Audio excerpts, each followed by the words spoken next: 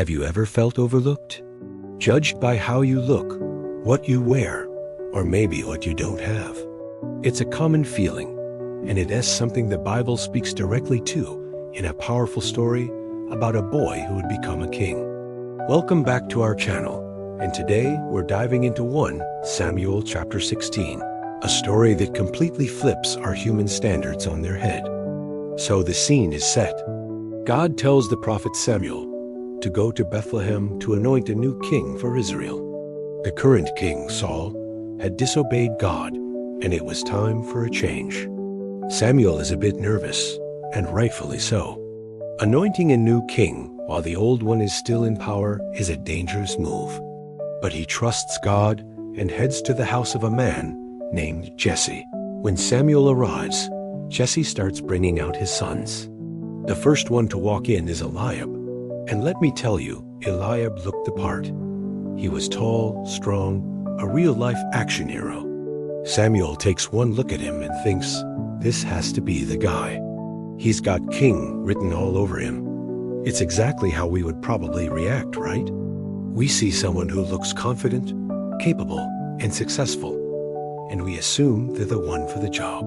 But then, God steps in and says something that changes everything.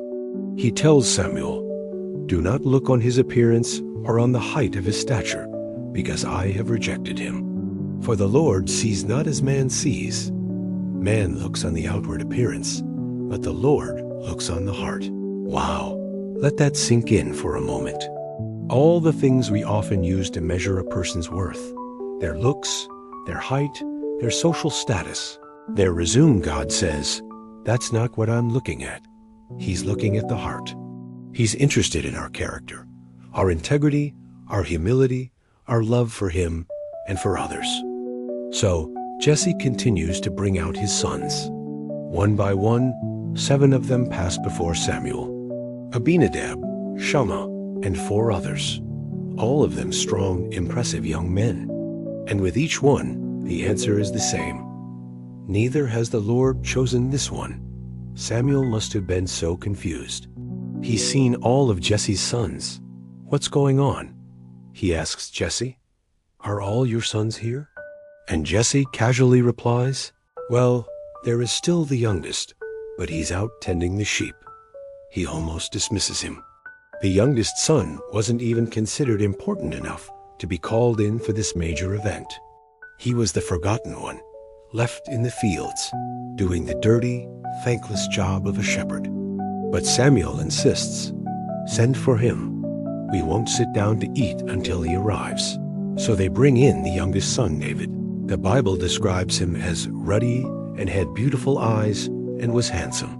But more importantly, God says, "Arise, anoint him, for this is the one."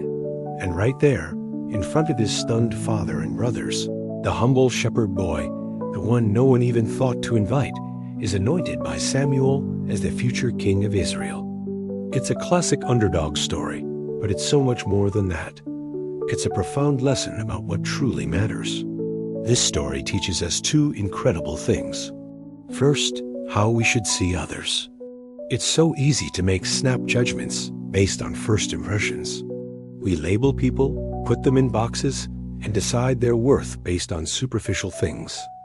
But God calls us to look deeper, to see the heart, to value character over charisma, and substance over style. Imagine how our relationships and communities would change if we truly tried to see people the way God sees them. And second, this story is about how God sees you. Maybe you feel like David. You feel overlooked, underestimated, or invisible. Maybe you don't feel like you fit the mold of what the world considers successful or important. This story is for you. God doesn't care about your social media following, your job title, or how you look in the mirror. He sees your heart.